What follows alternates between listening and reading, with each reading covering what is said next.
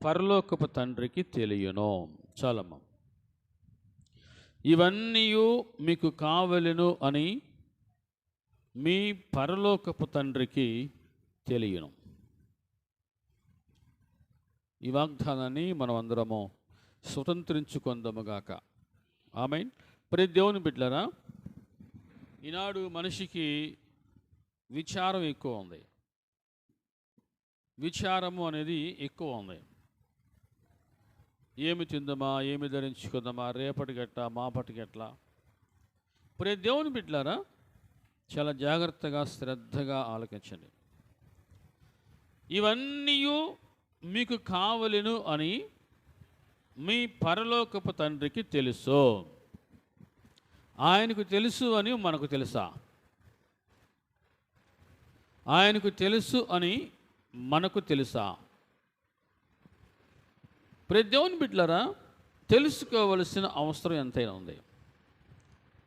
ఇవన్నీ అంటే ఈ భూమి మీద మనిషికి ఏమేమి అవసరమో, ఏది కావాలో, ఏది అవసరంగా ఉందో అవన్నీ మనకి అవసరమని, మనకు కావాలని మన తండ్రికి ముందే తెలుసు. దేవుని నామానికి మహిమ కలుగునుగాక. మనము పుట్టాలి అంటే మనకేం కావాలి చెప్పండి? దేహం కావాలి. నివసించాలంటే ఏం కావాలి చెప్పండి? మనము నివసించాలంటే ఏం కావాలి? భూమి కావాలి. అంటే నువ్వు పుట్టకముందే దేవుడు నీకు ఏది అవసరమో అవన్నీ ముందుగానే సిద్ధపరిచాడో. దేవుని నామానికి మహిమ కలుగునుగాక. ప్రతి దేవుని బిడ్డలారా, ఇవన్నీ మనకు కావాలని ఎరిగి ఉన్న దేవుడు మనం నమ్ముకున్న దేవుడు. మనము విచారిస్తూ ఉంటాం. అది ఎట్లా జరుగుతుందో, ఇది ఎట్లా జరుగుతుందో, ఇట్లా రకరకాలుగా ఆలోచనలు వస్తూ ఉంటాయి. ప్రతి దేవుని బిడ్డలారా, ప్రభువారు ఒక చక్కటి మార్గాన్ని మనకు చూపించాడు. ఏమిటి ఆ మార్గం అంటే 33వ వచనం మనం చూస్తూ ఉన్నాం. కాబట్టి మీరు ఆయన రాజ్యమును, ఆయన నీతిని మొదట వెదకుడి. హల్లెలూయా. ఆయన రాజ్యాన్ని, ఆయన నీతిని మీరు వెతకండి. ఇవన్నీ మీకు కావాలని ఆయనకు తెలుసు. ఇవన్నీ మీకు అనుగ్రహించబడతాయి.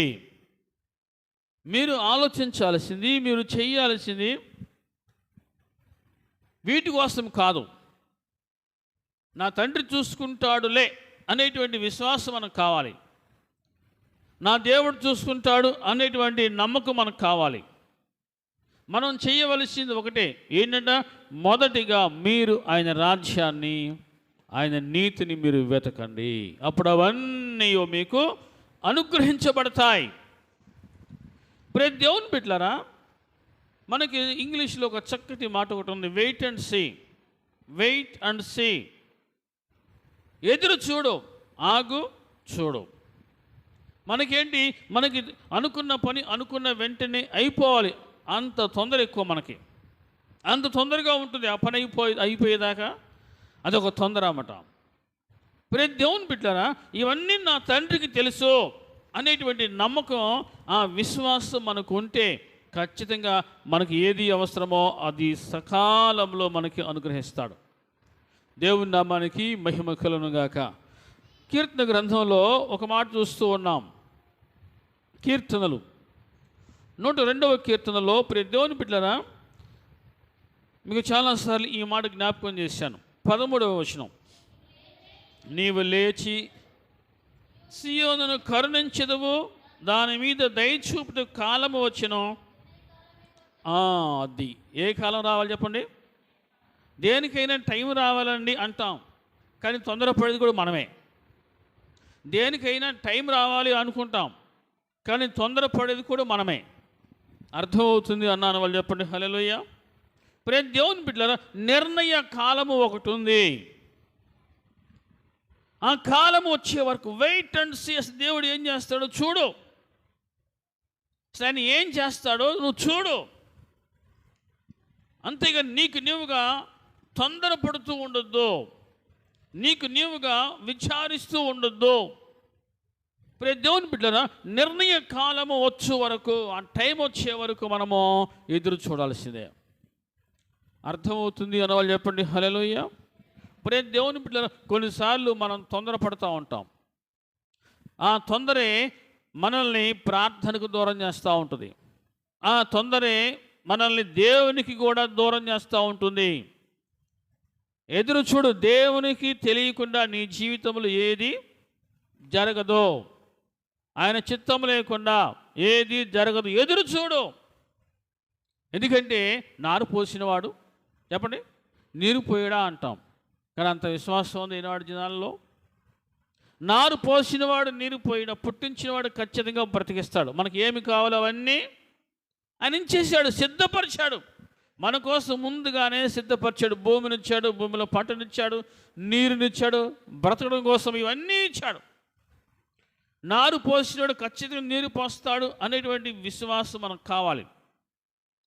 ప్రతి దేవుని బిడ్డలారా, మనము ఏం చేయలేకపోతుందో తెలుసా? ఆయన రాజ్యాన్ని, ఆయన నీతిని వెతకవలసిన విధానంలో మనము వెతకట్లేదు. వెతకుడి మీకు దొరుకును అని వాక్యం సెలవిస్తుంది. వెతకుడి మీకు దొరుకును. ఆయన రాజ్యాన్ని వెతుకు, ఆయన నీతిని వెతుకు, ఖచ్చితంగా అది నీకు దొరుకుతుంది. ప్రతి దేవుని బిడ్డలారా, ఈ సూత్రం మనం తెలుసుకుంటే చాలు. మొదటిగా మనము ఆయన రాజ్యాన్ని, ఆయన నీతిని వెతికితే ఖచ్చితంగా మనకి ఏది అవసరమో అది ఇస్తాడు. ఇవన్నీ మీకు కావాలని నాకు తెలుసు. అప్పుడు అవన్నీ మీకు అనుగ్రహించబడును. ఎప్పుడంట? ఎప్పుడు చెప్పండి? ఆయన రాజ్యాన్ని, ఆయన నీతిని మనం వెతికినప్పుడు. ప్రతి దేవుని బిడ్డలారా, మనము దేవునికి ఇవ్వవలసిన సమయాన్ని దేవునికి ఇవ్వాలి. ప్రార్థన చేయవలసిన సమయంలో ఖచ్చితంగా ప్రార్థన చేయాలి. ప్రతి దేవుని బిడ్డలారా, మన వైపు తప్పులుంచుకొని మనము వాటిని దాచిపెట్టుకోకూడదు. ఖచ్చితంగా మనము దేవుని సన్నిధిలో ప్రార్థన చేస్తే ఖచ్చితంగా దేవుడు ఇస్తాడు అనేటువంటి విశ్వాసం కలిగి ఉంటే ఖచ్చితంగా ఆ టైం వస్తుంది, నువ్వు పొందుకుంటావు. అరచుపిల్ల కాకులకు ఆహారం ఇచ్చే దేవుడు పిచ్చుకల కంటే మీరు శ్రేష్ఠులు అని ప్రతి దేవుని బిడ్డ లేఖనాలు సెలవించిన రీతిగా, ప్రభువారు సెలవించిన రీతిగా అవి విత్తవు, కోయవు, కొట్టులో కూర్చుకునవు, అయినను వాటిని మీ పరలోకపు తండ్రి పోషిస్తున్నాడు కదా. మీరు వాటికంటే శ్రేష్ఠులు. మీరు వాటికంటే శ్రేష్ఠులు. గుర్తుపెట్టుకో, దయను పొందుకునే విధంగా మన జీవితాలు ఉండాలి. దేవునిని మనం దర్శిస్తున్నాం అంటే దేవుని దగ్గర దయను పొందుకునే వారంగా మనం ఉండాలి. ఎస్తేరు దయను పొందుకుంది. ఎస్తేరు ఎప్పుడైతే దయ పొందుకుందో ఏమైంది? ఆమె రాణి అయిపోయింది. దేవుని దగ్గర దయను పొందుకునే వారంగా మనం ఉండాలి. మనం చూడగానే ఒక మనిషి మీద ఏ విధంగా దయ కలిగితే సాయం చేయాలనిపిస్తూ ఉంటుందో, దేవుడు కూడా మనల్ని చూడగానే చెప్పండి సాయం చేయాలి అని అనిపించే విధంగా మన జీవితాలు ఉండునుగాక. ఎబ్రీ పత్రికలో మనం చూస్తున్న 4వ అధ్యాయంలో ప్రియ దేవుని బిడ్డలారా, ఎబ్రీ పత్రిక 4వ అధ్యాయంలో ఒక చక్కటి మాట మనం చూస్తున్నాం. దేవుడు ఎంత నమ్మదగిన వాడో 15 చూద్దాం. మన ప్రధాన యాజకుడు మన బలహీనతల యందు మనతో సహానుభావము లేనివాడు కాడు గాని సమస్త విషయములలోనూ మన వలనే శోధింపబడినను ఆయన పాపము లేనివాడుగా ఉండెనో గనుక మనము కనికరింపబడి సమయోచితమైన సహాయము కొరకు కృప పొందినట్లు ధైర్యముతో కృపాసనమునొద్దకు చేరుదము. హల్లెలూయా. సమయోచితమైన సహాయం చెప్పండి. ఏ సహాయం చెప్పండి? ఇది మనం దేవుని ఎందుకు వస్తూ ఉన్నామంటే గుర్తుపెట్టుకోండి, సమయోచితమైన సహాయం కొరకు మనము కృప పొందుకోవాలి, దయ పొందుకోవాలి. దేవుడు మనల్ని చూడగానే మన మీద దయను కురిపించే విధంగా మన జీవితాలు మనం కట్టుకోవాలి. కొందరు చూడగానే చూడండి కొట్టుబుద్ధిద్ది, కొందరు చూడగానే తిట్టబుద్ధిద్ది, కొందరు చూడగానే పెట్టబుద్ధిద్దంట. మీకు అర్థమవుతుందా? కొట్టబుద్ధిద్ది, తిట్టబుద్ధిద్ది, పెట్టబుద్దేది. అంటే ఒక్కొక్కరి స్వభావాలను బట్టి మనకు తెలుగులో కొన్ని చక్కటి మాటలు ఉన్నాయి. చూడగానే కొందరు చూస్తేనేమో కొట్టబుద్దేది, కొందరు చూస్తే తిట్టబుద్ధి, కొందరు చూస్తే పెట్టబుద్దేది. దేవుడు నిన్ను చూడగానే, దేవుని కనుదృష్టిలో నువ్వు పడగానే నీకు సమయోచితమైన సహాయం చేసే విధంగా నీ జీవితం ఆయనకు కనబడనుగాక. ఆమేన్. ఆయన కనబడాలి. ప్రతి దేవుని బిడ్డలారా, భక్తుడు దావీదు దేవుని సన్నిధిలో ప్రార్థించయ్యా, నేను దీనుడిని దరిద్రునయ్యా, నేను దీనుడను దరిద్రుడను, నన్ను కనికరించయ్యా అని ప్రార్థన చేశాడు దావీదు. నేను దీనుణ్ణి దరిద్రుని ప్రార్థన చేస్తే చెప్పండి, ఏ తండ్రి కరుణించకుండా ఉంటాడో అటువంటిది పరలోకమందున తండ్రి దగ్గర నిన్ను నువ్వు తగ్గించుకొని ఆయన దయను పొందుకునే విధంగా నువ్వు ప్రార్థన చేస్తూ ఉంటే ఖచ్చితంగా నిన్ను కనికరించకుండా ఉంటాడా? నీకు సమయోచితమైన సహాయం చేయకుండా ఉంటాడా? ఖచ్చితంగా చేస్తాడు. నమ్మినవా చెప్పండి హల్లెలూయా. ప్రతి దేవుని బిడ్డ, ఇక ప్రభువారు మన ప్రధాన యాజకుడు, మన బలహీనతల యందు మనతో సహానుభావం లేనివాడు కాడు, కానీ సమస్త విషయములలోనూ మన వలనే శోధించబడినాం. కానీ ఆయనలో ఉన్న గొప్పతనండి, ఆయన పాపము లేనివాడుగా ఉండెను. ఇది గుర్తుపెట్టుకునే మాట. ఎన్ని ఆటుపోట్లు వచ్చినా, ఎన్ని కష్ట నష్టాలు వచ్చినా, ఎన్ని ఇరుకు ఇబ్బందులు వచ్చినా సరే, ఎన్ని విధాలుగా శోధించబడినా సరే, అన్ని విధాలుగా శోధించబడినను ఆయన చెప్పండి, ఇక్కడ ఏముంది? పాపము లేనివాడుగా ఉండెను. కొన్నిసార్లు కొంతమందిని చూస్తూ ఉంటాం, ఏదైనా ఒక సహాయం పొందుకోవాలంటే ఆ తప్పు చేయకపోతే నాకు అది దొరకదో, అది నాకు దక్కదు అన్నట్టుగా ఉంటారు. ప్రతి దేవుని బిడ్డరా, అది శాశ్వతంగా ఉండేది కాదు.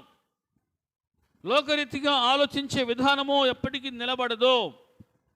దేవుని సన్నిధిలో దేవుని కృప కొరకు మనము ఎప్పుడైతే ఎదురు చూస్తామో, ఆయన కృపను ఎప్పుడైతే మనం పొందుకుంటామో అది ఎప్పటికీ స్థిరముగా శాశ్వతంగా ఉంటుంది. సమయోచితమైన సహాయము కొరకు కృప పొందుకోవాలి. హల్లెలూయా. సమయోచితమైన సహాయం, ఈ మాట నాకు చాలా ఇష్టమైన మాట. మీకు ఈరోజు కొటేషన్ ఒకటి పెట్టే, మీరు చూసారు లేదు నాకు తెలియదు, కానీ అవసరం లేని వస్తువులు కొనుక్కుంటే కొంతకాలం తర్వాత అవసరమైనవి అమ్ముకోవలసి వస్తుంది అని ఒక కొటేషన్ పెట్టా. మీకు అర్థమైందా? ప్రతి దేవుని బిడ్డలు గుర్తుపెట్టుకోండి, సమయోచితమైన సహాయం కావాలి. కొంతమందికి అవసరం లేదు, కడుపు నిండుగా ఉంది, అటువంటి వ్యక్తికి బిర్యానీ పెట్టాం, తింటాడా? అతడు ఆల్రెడీ తినేసాడు, కడుపు నిండుగా ఉంది అతనికి. ప్రతి దేవుని బిడ్డరా, అతనికి బిర్యానీ పెట్టినా తినలేడు, ఏది ఇచ్చినా ఏది పెట్టినా అరాయించుకోలేడు. ఒక టైం ఒకటి వస్తుంది. దేవుని యొక్క ప్రణాళిక ఎలా ఉంటుందంటే, రైట్ టైం, నిర్ణయ కాలము. నీకు ఎప్పుడైతే అవసరమో ఖచ్చితంగా అది నీకు ఇస్తాడు. ఆ టయానికి ఆయనే సమకూరుస్తాడు అవన్నీ కూడా. హల్లెలూయా. ఆ టయానికి ఆయనే మొత్తం సమకూరుస్తాడు. ఎందుకంటే ఆయనే మన పరలోకపు తండ్రి. బాధ్యత మొత్తం ఆయనదే. అపోస్తలుడైన పేతురు అంటాడు, మీ చింత యావత్తు ఆయన మీద వేయండి, మీ చింత యావత్తు ఆయన మీద వేయుడే. ఎందుకు? ఆయన మిమ్మును గూర్చి చింతించుచున్నాడు. ప్రతి దేవుని బిడ్డలు గుర్తుపెట్టుకో, మనకి ఎప్పుడు ఏది అవసరం వచ్చినా నేను ఒకటే అడుగు దేవుని, ఈ పని విషయంలో నీవే బాధ్యత తీసుకో, ఈ పని విషయంలో నీవే వేలు పెట్టి జోక్యం చేసుకోయ్యా, దేవునికి అప్పగించేస్తాను. ప్రతి దేవుని బిడ్డలారా, నేను నా విశ్వాస యాత్రలో నేను ఇదే నేర్చుకున్నా. దేవునికి ఎక్కువగా మనం అవకాశం ఇవ్వాలి. మన స్వశక్తి, మన స్వబుద్ధి ఇవి ఎప్పటికీ కూడా నిలబడవు, కానీ దేవుని యొక్క కృప ఎప్పటికీ మనకు సమృద్ధిగా ఉంటుంది, స్థిరముగా ఉంటుంది.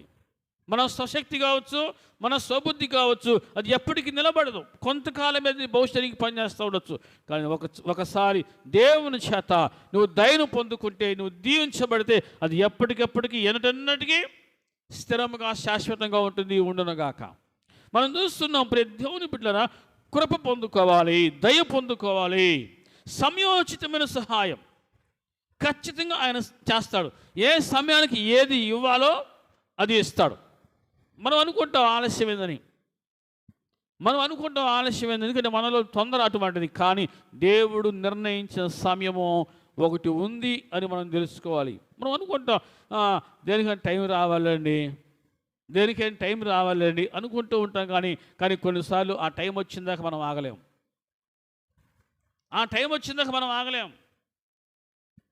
అప్పు చేసి బంగారం కొన్నట్టుగా ఉంటుంది కొందరి జీవితాలు. అప్పు చేసి బంగారం కొన్నట్టుగా ఉంటుంది. అప్పు చేసి పప్పు కూడుతున్నట్టుగా ఉంటుంది. టైం వచ్చిందాక ఆగలేం. దేవుని బిడ్డ కొన్ని సందర్భాల్లో పరిస్థితిని బట్టి దేవుడే మనకు సహాయం చేస్తాడు. ఏ దిక్కు నుంచి ఏ విధంగా సహాయం చేయాలో అది ఆయనకు తెలుసు. మొర్దెకై ఒక మాట అన్నాడు. ఏమన్నాడు చెప్పండి? మాకు ఈ దిక్కు నుంచి కాకపోతే మరి ఒక దిక్కు నుంచి మాకు సహాయం వస్తుంది. అటువంటి విశ్వాసం మనకు ఉండాలి. ఈ దిక్కు నుంచి కాకపోతే మరి ఒక దిక్కు నుంచి మనకు సహాయం చేసే గొప్ప దేవుడు మనకున్నాడు. సమయోచితమైన సహాయం. హల్లెలూయా. సమయోచితమైన సహాయం. మనకు ఏది అవసరమో ఖచ్చితంగా ఆ టయానికి ఆయన ఇస్తాడు. దేవుని నామానికి మహిమ కలుగునుగాక. ఆయనకు తెలుసు, అరచు పిల్ల కాకులకు ఆహారం ఇచ్చే దేవుడు. నువ్వు ఆకలి కొని ఉంటే ఆయనకు తెలుసా తెలియదు చెప్పండి? ఆయనకు తెలుసా తెలియదా? ఆకలి కొని ఉంటే ఖచ్చితంగా నీ ఆకలి తీర్చేవాడు ఆయన. మేలు చేత నిన్ను, నీ హృదయాన్ని తృప్తిపరిచే దేవుడు ఆయన. సమయోచితమైన సహాయం. కొన్నిసార్లు మనం కోరికల కోసం ప్రార్థన చేస్తూ ఉంటాం, అవి ఆలస్యం అవుతాయి. ఆ కోరికలు అవసరాలుగా మారినప్పుడు ఖచ్చితంగా రైట్ టైంలో దేవునికి ఇస్తాడు. దేవుని నామానికి మహిమ కలుగునుగాక. చూద్దాం, మరి ఒక మాట చూస్తున్నాం. 2వ దినవృత్తాంతములు 32వ అధ్యాయంలో ప్రియ దేవుని బిడ్డరా, ఒక చక్కటి అమూల్యమైనటువంటి మాట. నిజంగా ఆనాటి భక్తులు ఎంత విశ్వాసంతో దేవుని దగ్గర గడిపారో, ఎటువంటి విశ్వాసంతో వారు నడుచుకున్నారో, వారు మాట్లాడిన మాటలే చాలా ఆనుముత్యాలుగా విలువైనవిగా ఉంటాయి. 32వ అధ్యాయంలో 2వ దినవృత్తాంతం 32వ అధ్యాయం 7 నుంచి చూద్దాం. మీరు దిగులు పడకుడి, ధైర్యము విడువకుడి. అష్షూరు రాజుకైనను అతనితో కూడా ఉన్న సైన్యమంతటికైనను మీరు భయపడవద్దు, విస్మయముందవద్దు. అతనికి కలిగి ఉన్న సహాయము కంటే ఎక్కువ సహాయము మనకు కలదు. మాంస సంబంధమైన బాహువే అతనికి అండ, మనకు సహాయము చేయుటకు, మన యుద్ధములను జరిగించుటకును మన దేవుడైన యెహోవా మనకు తోడుగా ఉన్నాడని చెప్పాను. చాలు. దేవుని నామానికి మహిమ కలుగునుగాక. కొన్నిసార్లు భయాలు చుట్టుముడుతూ ఉంటాయి. ఎటువంటి మార్గము కనబడదు, ఎటువంటి ఆలోచన కనబడదు, రాదు. నా మైండ్ పని చేయట్లేదండి అంటాం.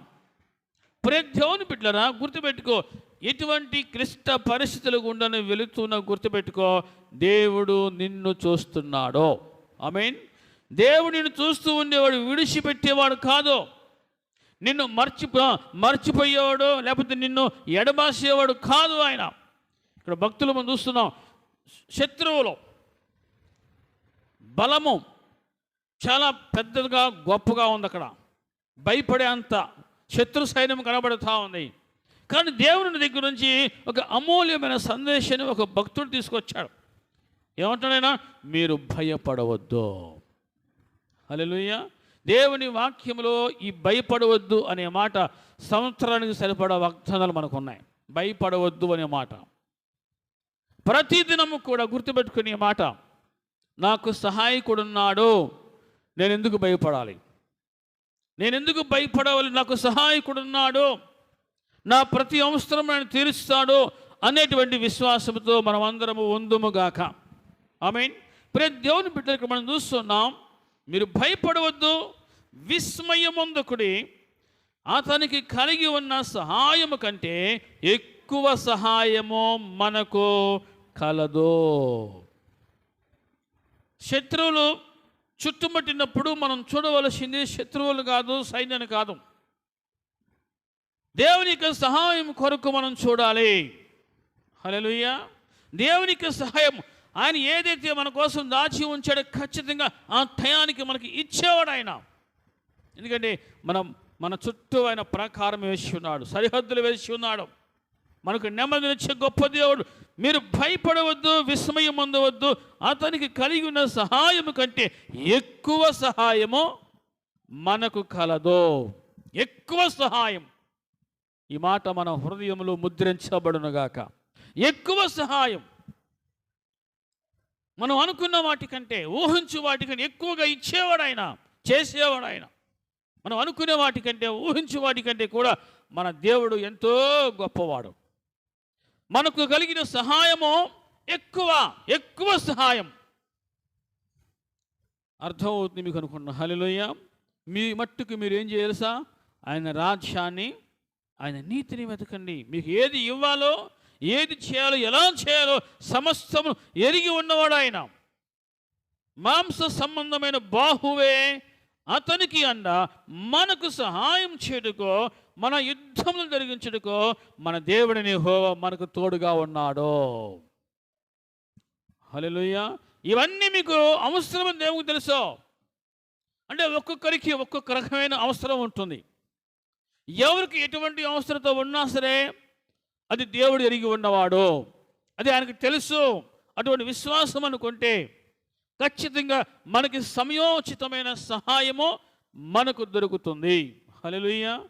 భక్తుడు దావీదు ప్రార్థించాడు, అయ్యా నేను ఎక్కలేనంత ఎత్తైన కొండపైకి నన్ను ఎక్కించు, ఎక్కలేనంత ఎత్తైన కొండపైకి నన్ను ఎక్కించు.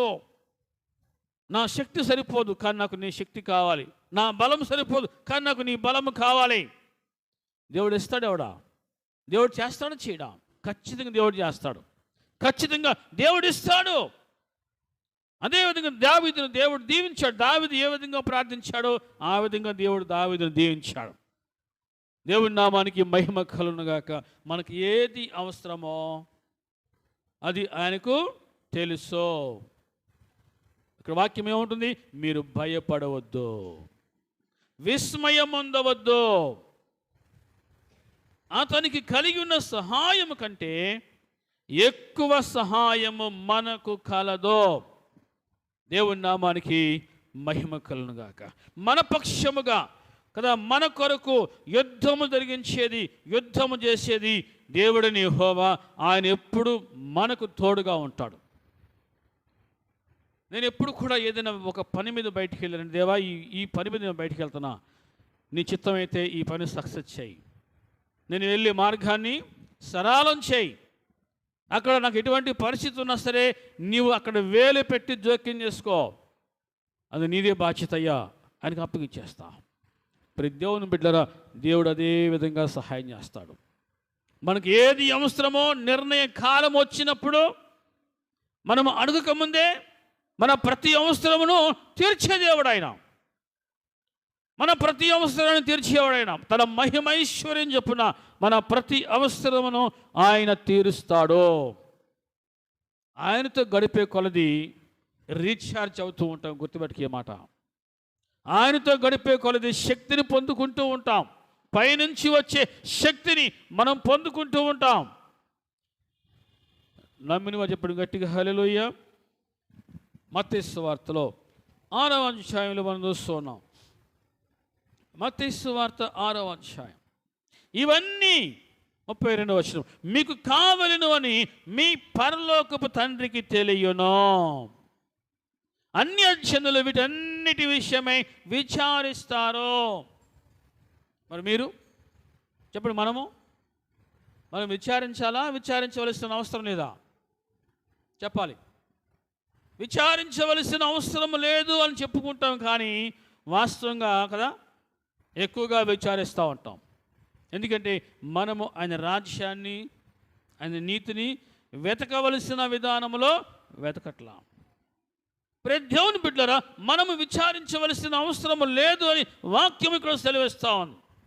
మత్తయి సువార్త 6వ అధ్యాయంలో మనం చూస్తున్నాం. 26వ వచనంలో ఆకాశ పక్షులను చూడండి, అవి విత్తవు, కోయవు, కొట్లలో కూర్చుకొనవు, అయినను మీ పరలోకపు తండ్రి వాటిని పోషించుచున్నాడు. మీరు వాటి కంటే బహుశ్రేష్ఠులు కారా? మీరు వాటికంటే బహుశ్రేష్ఠులు కారా?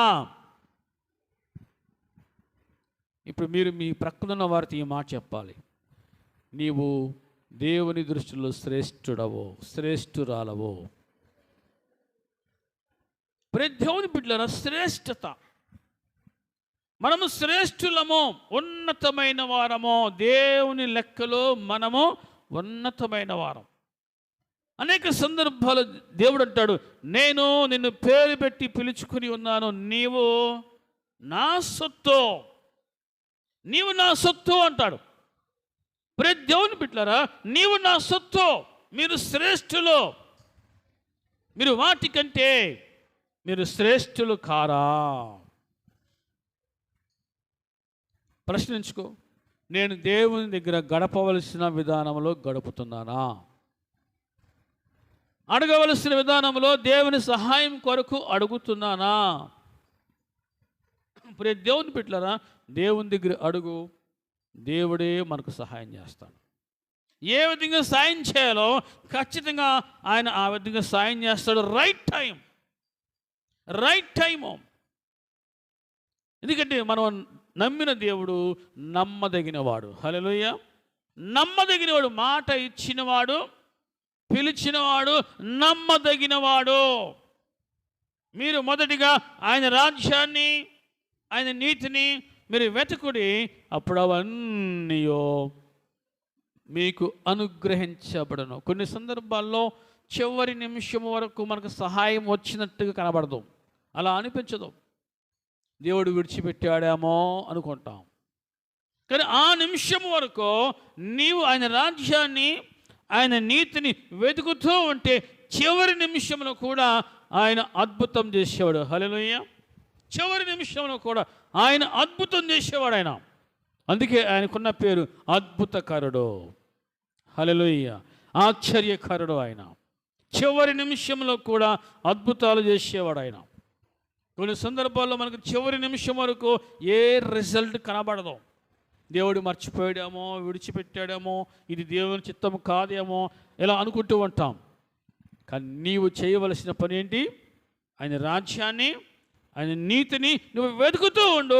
ఖచ్చితంగా నీకు ఏది అవసరమో అది నీకు అనుగ్రహించబడింది, పొందుకొందువుగాక. ఆమేన్. అనుగ్రహించబడింది. ఎందుకంటే మనం నమ్మిన దేవుడు మహిమైశ్వర్యవంతుడు. మనం నమ్మిన దేవుడు మహిమైశ్వర్యవంతుడు. ఫిలిప్పీయులకు రాసిన పత్రికలో చివరి అధ్యాయంలో మనం చూస్తూ ఉన్నాం. ఫిలిప్పీయులకు రాసిన పత్రిక చివరి అధ్యాయం 17వ వచనం.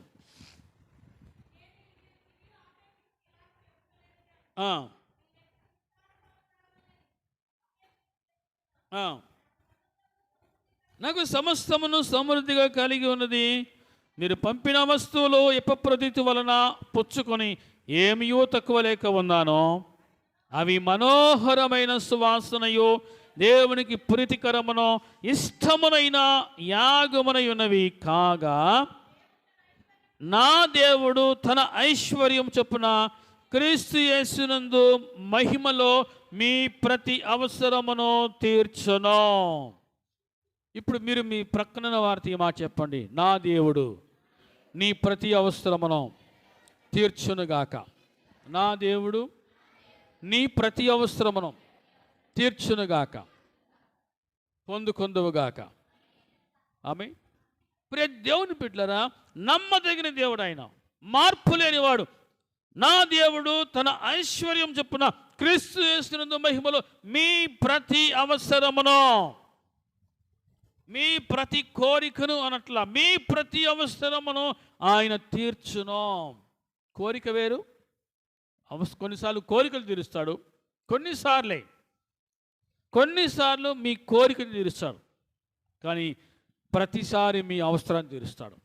అర్థమవుతుంది అన్న వాళ్ళు చెప్పండి హల్లెలూయా.